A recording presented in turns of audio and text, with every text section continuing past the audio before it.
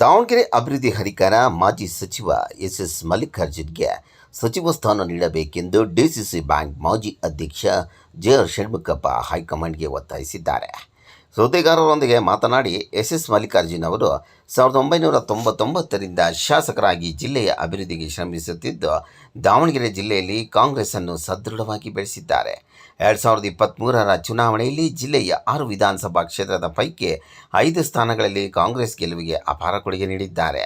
ಇನ್ನು ಲೋಕಸಭಾ ಕ್ಷೇತ್ರವನ್ನು ಸಹ ಕಾಂಗ್ರೆಸ್ ವಶಪಡಿಸಿಕೊಳ್ಳುವಲ್ಲಿ ಪ್ರಮುಖ ಪಾತ್ರ ವಹಿಸಿದ್ದಾರೆ. ಇನ್ನು ಅವರ ತಂದೆ ಶಾಮನೂರು ಶಿವಶಂಕರಪ್ಪ ನಿಧನರಾದ ಬಳಿಕ ಆ ಕ್ಷೇತ್ರಕ್ಕೆ ತಮ್ಮ ಮಗನನ್ನು ನಿಲ್ಲಿಸಿ ಗೆಲ್ಲಿಸಿದ್ದಾರೆ. ದಾವಣಗೆರೆ ಅಭಿವೃದ್ಧಿಗೆ ಇವರ ಕೊಡುಗೆ ಸಾಕಷ್ಟಿದೆ. ಎಸ್.ಎಂ. ಕೃಷ್ಣ ಸರ್ಕಾರದಲ್ಲಿ ಮಂತ್ರಿಯಾದಾಗ ಕುಂದುವಾಡ ಕೆರೆ ಮತ್ತು ಟಿವಿ ಸ್ಟೇಷನ್ ಕೆರೆ ಸೇರಿದಂತೆ ಹಲವು ಅಭಿವೃದ್ಧಿ ಕಾರ್ಯಗಳನ್ನು ಮಾಡಿದ್ದಾರೆ. ಇನ್ನು ಬರದ ನಾಡು ಜಗಳೂರು ಅಭಿವೃದ್ಧಿಗೆ 22 ಕೆರೆಗಳನ್ನು ನೀಡಿ ಅಭಿವೃದ್ಧಿಪಡಿಸಿದ್ದಾರೆ. ಬಡವರಿಗೆ ಸುಮಾರು 5,000 ಆಶ್ರಯ ಮನೆಗಳನ್ನು ಕೊಡಿಸಿ ಸೂರು ಒದಗಿಸಿದ್ದಾರೆ. ಈ ಕಾರಣದಿಂದ ಎಸ್ ಮಲ್ಲಿಕಾರ್ಜುನ್ಗೆ ಸಚಿವ ಸ್ಥಾನ ನೀಡಬೇಕೆಂದು ಡಾಕ್ಟರ್ ಜೆ.ಆರ್. ಷಣ್ಮುಖಪ್ಪ ಒತ್ತಾಯಿಸಿದ್ದಾರೆ. ಬಸ್ ಸ್ಟ್ಯಾಂಡು ಭಾಳ ಅದ್ಭುತವಾಗಿ ಕಟ್ಟಿಸಿದ್ದಾರೆ.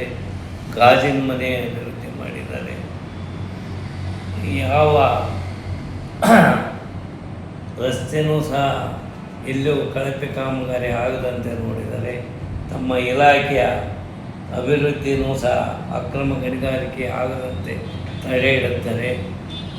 ಮತ್ತು ಖನಿಜ ಸಂಪತ್ತನ್ನು ಸಹ ಅಭಿವೃದ್ಧಿಪಡಿಸಿ ಈ ರಾಜಾತ್ವ ಏನು ಸರ್ಕಾರಕ್ಕೆ ಬರಬೇಕಾಯಿತು ಅದನ್ನು ಸಹ ಯಥೇಚ್ಛವಾಗಿ ಬರುವ ರೀತಿಯಲ್ಲಿ ಮಾಡಿದ್ದಾರೆ.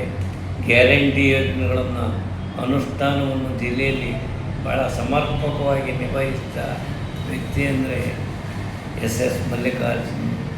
ಇಂಥ ವ್ಯಕ್ತಿ ಇದ್ದರೆ ಈ ದಾವಣಗೆರೆ ಜಿಲ್ಲೆಯಲ್ಲ, ಇಡೀ ರಾಜ್ಯನೇ ಒಂದು ಮಾದರಿ ರಾಜ್ಯ ಮಾಡೋಂಥ ಶಕ್ತಿ ಅವರಿಗಿದೆ.